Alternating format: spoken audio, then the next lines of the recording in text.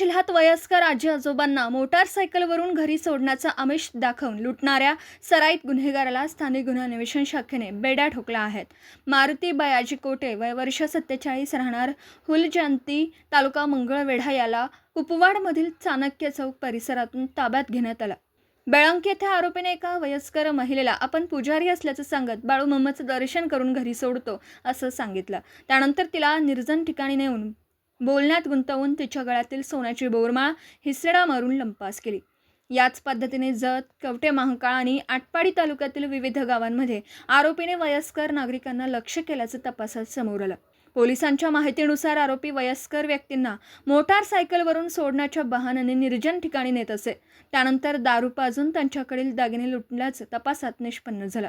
या कारवाईत एकूण 8 गुन्हे उघडकीस आले असून तब्बल 14,35,000 रुपयांचा मुद्देमाल हस्तगत करण्यात आला. आरोपी हा रेकॉर्डवरील गुन्हेगार असून त्याच्यावर कर्नाटक राज्यातही जबरी चोरीचे गुन्हे दाखल आहेत.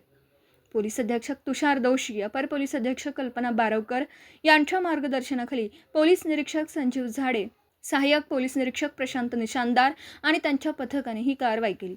वयस्कर नागरिकांना हेरून लुटणाऱ्या आरोपीला अखेर LCBने बेड्या ठोकल्या आहेत.